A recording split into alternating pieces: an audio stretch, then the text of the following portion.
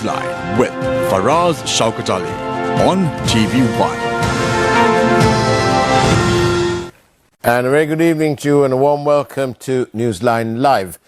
Our guest this evening is Dr. Harsha de Silva, economist, Member of Parliament, and of course representing the SJB. Dr. Harsha de Silva has got some concerns. One of his primary concerns at the moment is for and on behalf of the people, especially when it comes to the EPF funds. He's here. He'll tell us all about his concerns. Good evening, Dr. Harsha. Welcome. Good evening, Faraz. What's your concern about the EPF?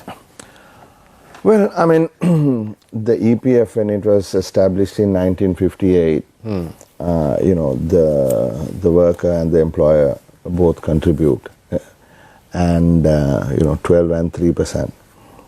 And the objective was for this fund to grow, for it to give returns to the members, so that once the member retires, she can enjoy the rest of his or her life with what they would get from this lifetime's work, basically. Yes, provident fund.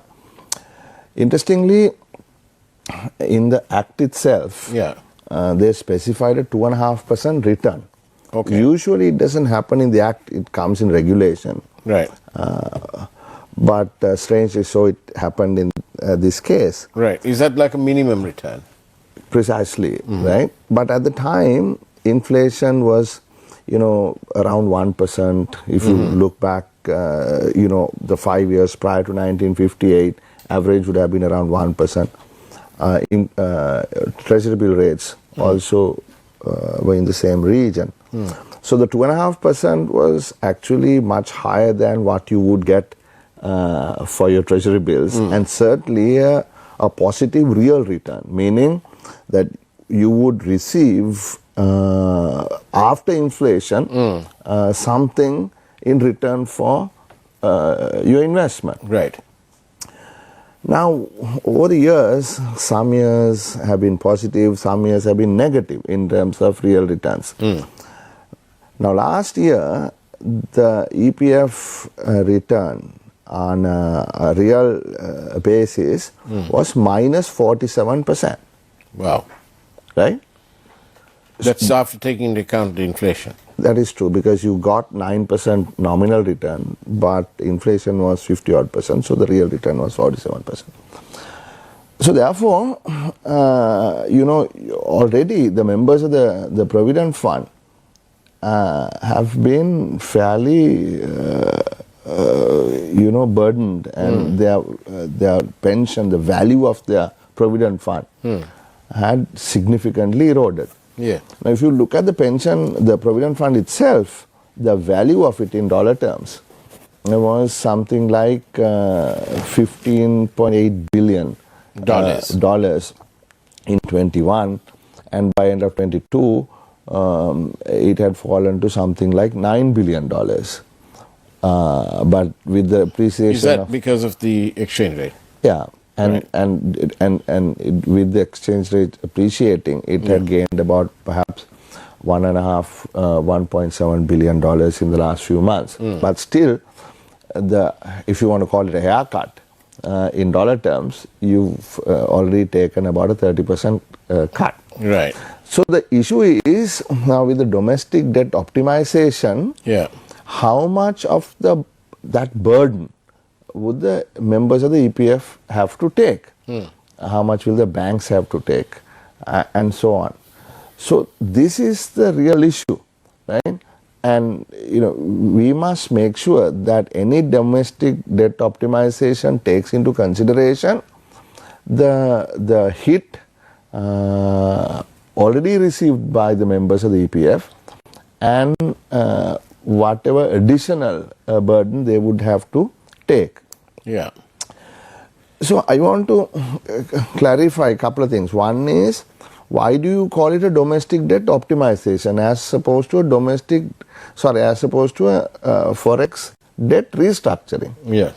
Now, in the case of a restructuring, in this case, for us, Now, we ask the ISP holders, the bilaterals, to take some sort of haircut. Right. Some sort of debt treatment. It can be a haircut on the face value, it can be an extension of the tenor, it can be a reduction in a coupon, or all put together.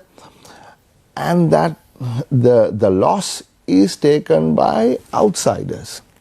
Now, in order for them to do that, we tell them, look, we have IMF program, we will be disciplined, hereafter we will not be, wasting money, we are going to rationalize our expenditure, we are going to increase our income and so on.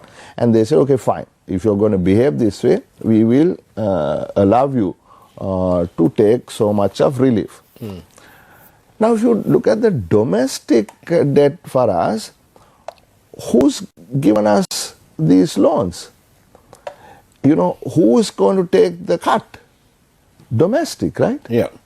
So, we have about 9 trillion rupees worth of treasury bonds and about another 4 trillion worth of treasury bills. All of these have been invested by local players. So, if you look at the treasury bills, about 2/3 of those bills are actually held by the central bank. But if you look at the treasury bonds, about 45% of those are accounted for by banks, and 43% by EPF, and the rest by insurance company and others. So therefore, the government has said, look, the debt treatment is only going to be on the central bank's holdings in treasury bills. Right. Which means they will have to deal with it somehow. The way we see it is, instead of the treasury bills, they will be transformed into treasury bonds, and the tenor extended perhaps beyond 2032, and they will deal with it internally with the central bank. There can be an issue where central bank will have negative equity, but there have been countries that have gone through such periods. The only issue is the central bank will not be able to transfer profits to the treasury.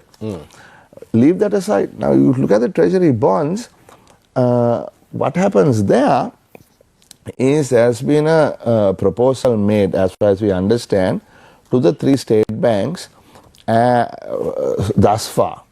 And the proposal is, look, we will give you a new series of bonds going beyond 2032, right, with a reduced coupon, right? No face value haircut, but once you work out the net present value of those bonds, there is going to be a relief that is coming to the government. Right. Right.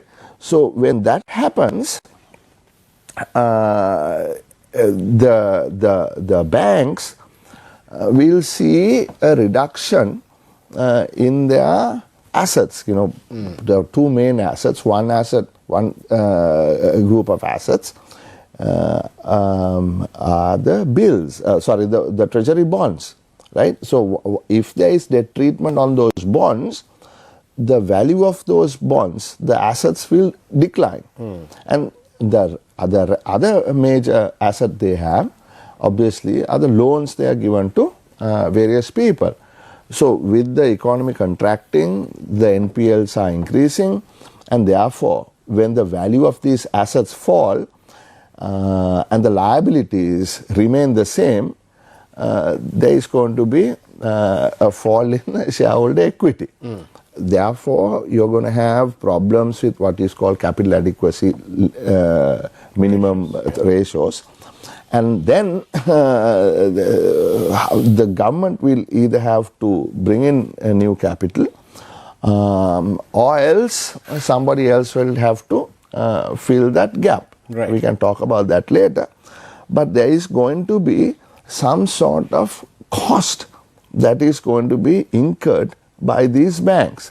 So the point is, with increasing debt treatment, whether it is a face value haircut or whatever else it is, whichever combination, the capital shortfall is going to increase, and there is something called the net debt relief, right? For us, what it means is, as the treatment, the amount of relief that is obtained by the government increases, these banks will at some point, the cost will exceed the benefit. So that is why there is something called, like I said earlier, the net debt relief, which increases to a point, and if you continue to increase the debt treatment on the banks, it will begin to come down. So that the debt relief that the government is going to obtain will increase and then fall. And that if you continue to increase the debt treatment, it might even become negative. Right? So the issue is not only for the EPF, like I explained to you earlier, but also for the banks, there will be repercussions. So the concern is, how are we going to manage this? You see? Yes. You're talking about in terms of this potential domestic debt restructuring that will come. Like I said, let's call it a domestic debt optimization. Because there is going to be benefit to the government and a cost to the holders. In terms of operationally, when the EPF is down, say 43%, how does that come to affect the beneficiaries? Is that because the government will still be paying them the old rate? See, this is where we need to have a dialogue on this. In that the government is paying 9%. They paid 9% return on EPF investments, right? Yeah. Why there is a negative 47% return is due to inflation. Right. Now, if inflation falls, right, and under the restructuring scenario, the optimization scenario, EPF is also offered, say, bonds at, say, they are perhaps saying 11%, or maybe 9 to 11%, and then the inflation falls to, say, 5%. Right? Then you have a real return of 5 or 6%. Yes. So therefore, it is not all terrible. What I'm saying is that you have to be careful in structuring these instruments so that the hit the members have already taken is somehow compensated down the road. You see, so that's the point. And is there no mechanism that the government can top up because this is not index linked, and therefore because taking into account the inflation and so on, isn't there a scheme that the government can interesting question, because on the FX side, what we understand is that the bondholders are saying not only that the domestic debt needs to be restructured, optimized, but if the GDP growth is going to be greater than what is projected, which is 3% by 2027, any additional growth must then be compensated to the bondholders. Right. So what they're saying is, we need to issue what's called a GDP-linked warrant. Okay. So it's like a derivative, right? Yeah. So if growth is more than 3%, then they have the right to ask for additional return, right? Because we've had better times. We have better times, right? So the people are taking a massive hit, and we were just talking outside, interest rates are really high, businesses are faltering, unemployment is going up, it's terrible issues with poverty increasing and all that. So therefore, the the citizens of this country are actually sort of giving up quite a bit in order to restructure the debt and to get the country back on track.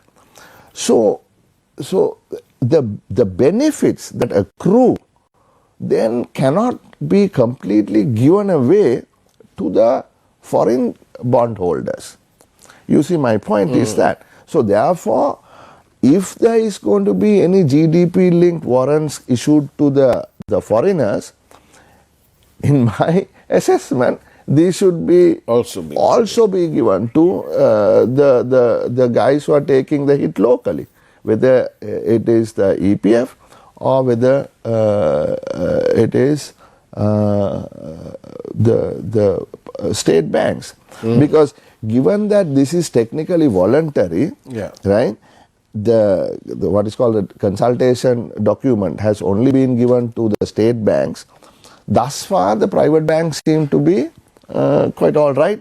Okay, but actually, we can't really the state banks. We can't afford for the state banks to do this because they're already holding around 7 trillion. No, but then it is the state banks and the EPF that will have to carry the burden. Right, so I'll tell you what's going to happen in the way I see it is, you have a shortfall, right, in capital. Yeah. If the government is unable to recapitalize, then the multilaterals, ADB, World Bank, very likely would come in and fill the gap. Yeah. But they are not going to continue to do that forever. Yeah.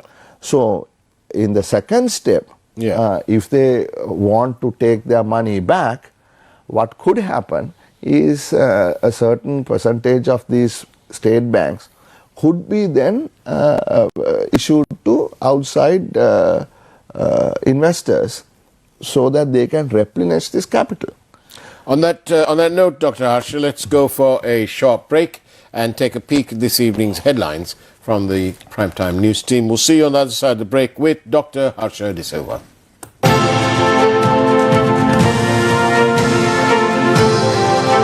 Newsfirst, Newsline with Faraz Shaukat Ali on TV1.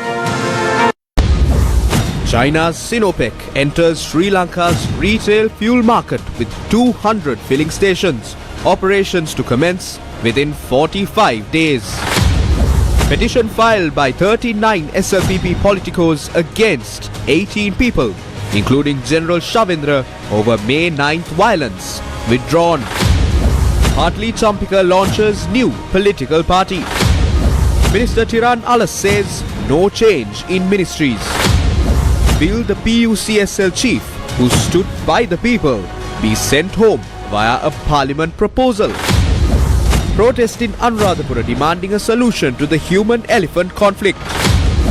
New office bearers of Sri Lanka cricket assume duties.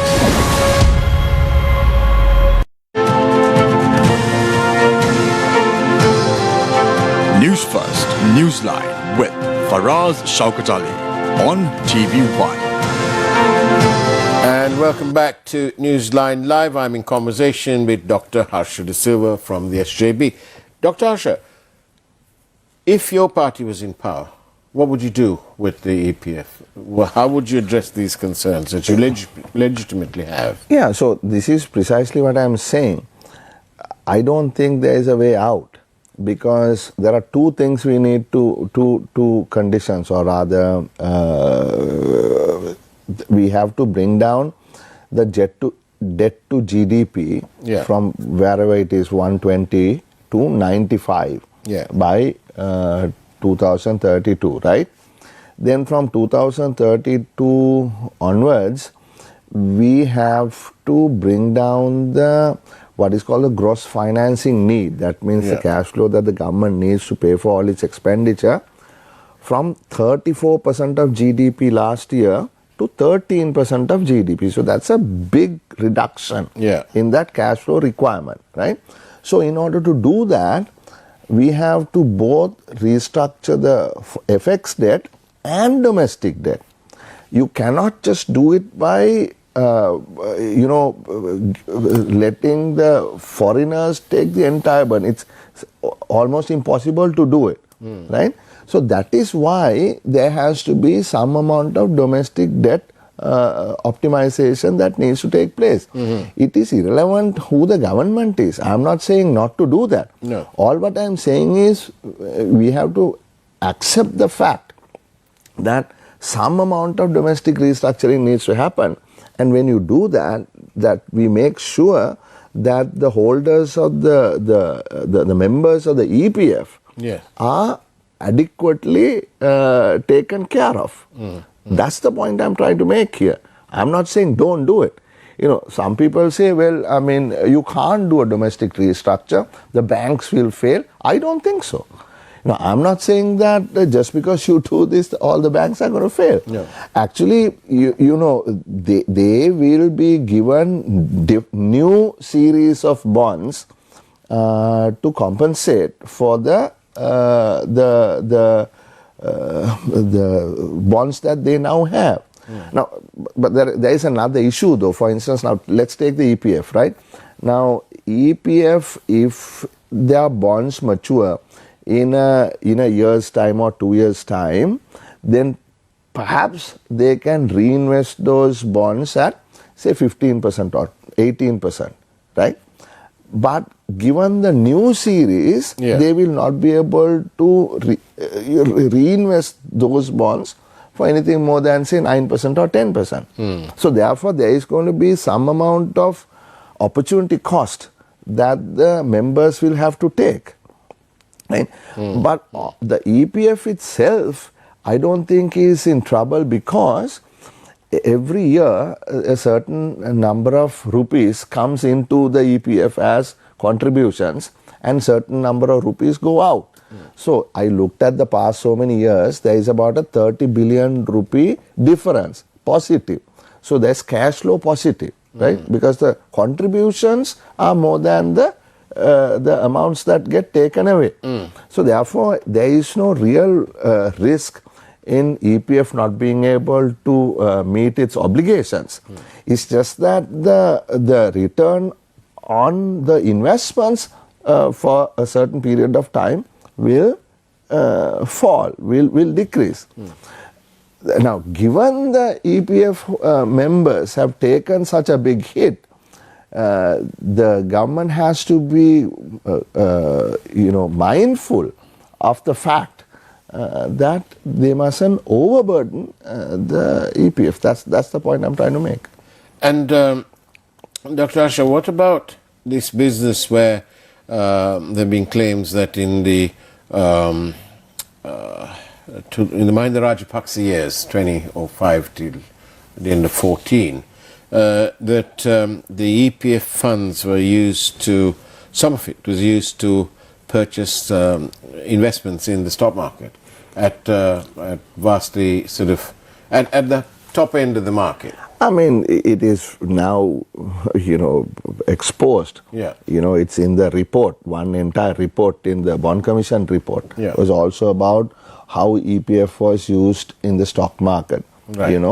And I don't want to get into it now, but there is enough evidence to show that it was misused. But what my point here, and the reason for mentioning this, is not to rake up all that, but to point out that in light of this 43% adupadu, if you like, from the EPF side, on top of that, we've also had these sort of not so good investments made, even though they may not be, they may not have cashed up.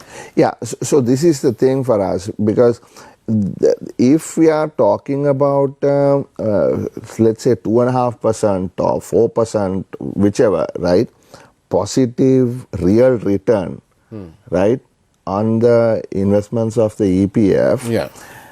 In fact, the Act says that if the EPF is unable to meet that minimum payment, then there must be a parliamentary resolution to provide the EPF with sufficient funds to make that payment to the members. Now, think about the logic there, right? And then, over a period of time, that loan can be settled. So the focus of the EPF was and continues to be and should be that it is the retirement benefits of the worker, of the employee. It cannot be subjugated by the fact that the government requires cheap money, and therefore, to hell with the members of the EPF, we will take the money and give the members a minus 47% real return. So that's a serious matter, right? Because when you say minus 47% real return, meaning, if I had 100 rupees worth of buying power, right? You have 47. I only have 53 rupees of buying power because of what happened to my fund in the last year. So therefore,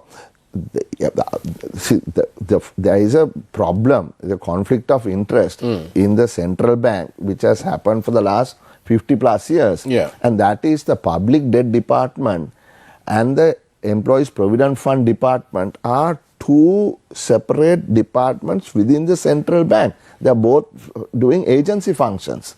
In fact, none of these two should be inside the central bank. They should be independent. Independent. The public debt office should sit independently, and they should find the best way, the lowest cost method to fund the government's requirement. But what has happened, and that is where all these allegations have been sort of over the years been coming up, is that the government's requirement to borrow supersedes the need for the EPF to get the best return for the employees. Now, just go back during Mr. Gotabaya Rajapaksa's 2019 to before we got, before we declared bankruptcy. Yeah. They had a 5% maximum rate at which the treasury borrowed, right? Now, which means that the members were not able to get market rate, or market rate in reality would have been far higher if the arbitrary maximum of 5% was not put in there, right? So that happens because the central bank is always controlled, or has been and continues to be until the new bill comes in, new act comes into force, controlled by the political elements within the treasury and the government. Is there anything that the SJB is now doing, trying to influence the outcome of this matter with the EPF funds? Yes, in fact, just today we had a discussion with Professor G.L. Pires also and others. The entire opposition is together looking at this issue. Yeah. And, there have been some suggestions, perhaps one needs to move court on this matter. But, we need to sit and discuss that, it is not, possible for a person to say, look, we can do without a domestic restructure. If that is the case, then we'll have to prove, look, we have to be able to push the entire burden on the foreigners, right? And that is difficult given the massive reduction in what I just told you earlier, the gross financing need that we have to meet.